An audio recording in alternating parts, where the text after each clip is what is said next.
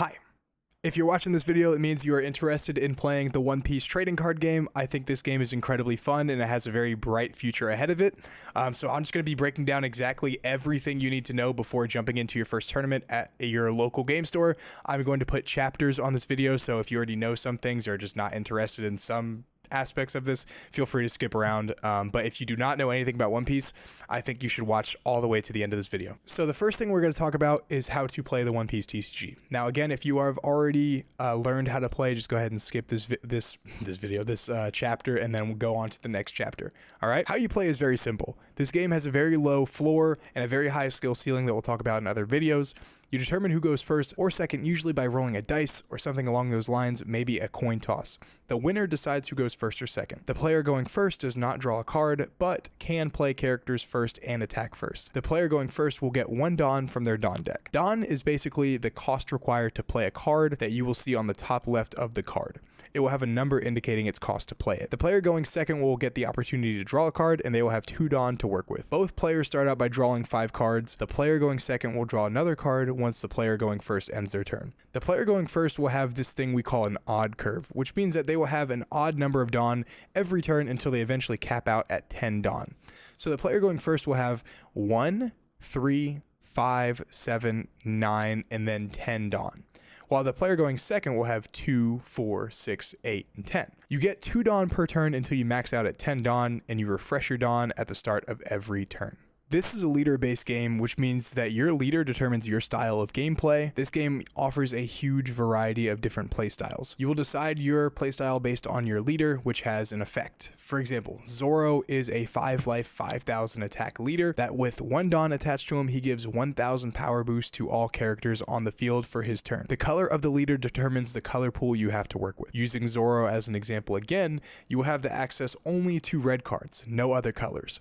But if you are using a character like Blue and Purple Crocodile, then you have access to blue and purple colors, but you have 1 less life generally speaking. Some characters have effects that tell you exactly what they do. For example, Nami searches for a Straw Hat Crew card from her deck by looking at the top 5 cards and adding 1 to the hand. Some effects have a restriction to them. Some of this include on play, which means they activate or can activate when you play the card. Another includes once per turn, meaning you can only use it once per turn. When it comes to attacking, you can use your leftover Dawn for that turn to give a 1,000 power boost per Dawn to one of your characters. But remember, unless a character has rush, they can not attack the turn they are played.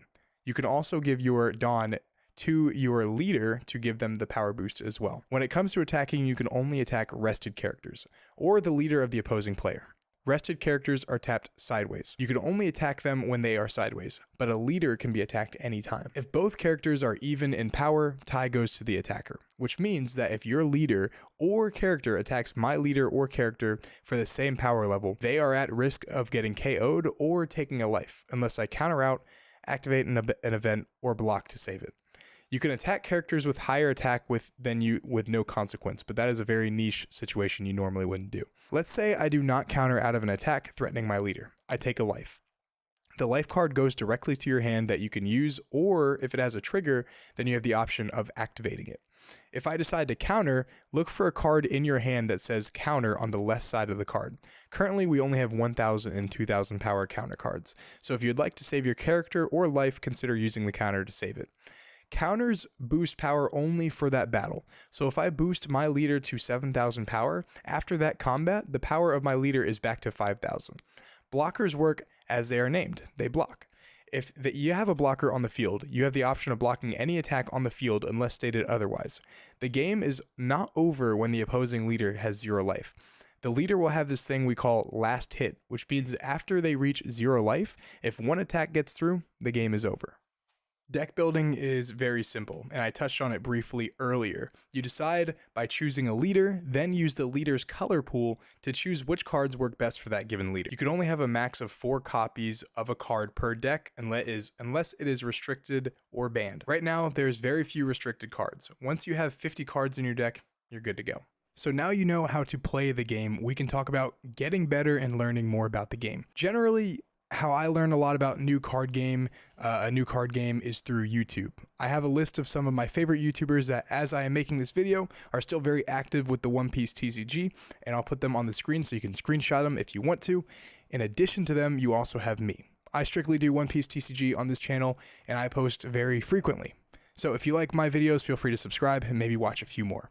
I have a membership option on YouTube that gives you access to so many more videos from locals and member-only live streams, and I'm possibly going to do coaching in the future too, so if you're interested in that, please feel free to join me. You'll see the option on the same panel as the like button. Let's transition to where to get cards. Now, I am sponsored by the Daily Grind TCG, so of course I recommend them for your card needs. I have a code in the description below that you can save 5% on, and that goes back to the channel. You can also get cards from your local game store, people at your game store, or tcgplayer.com.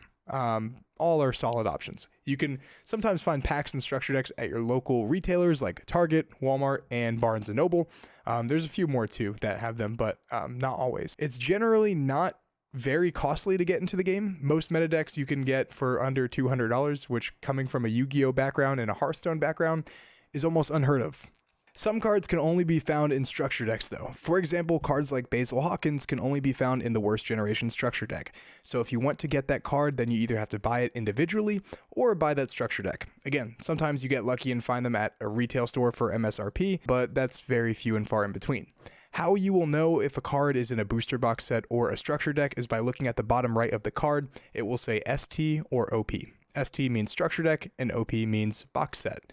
So if something says OP03, that means it's in the third set of One Piece's booster box. If you do not know which cards you need, you can go to YouTube and look up deck profiles of specific leaders and make a list. You can also go to a website called onepiece.dev that will allow you to view all currently released cards and even make a deck on that website. Make sure if you look up a deck profile on YouTube of a specific deck that is up to date. By up to date, I mean that it is posted after the new set is released.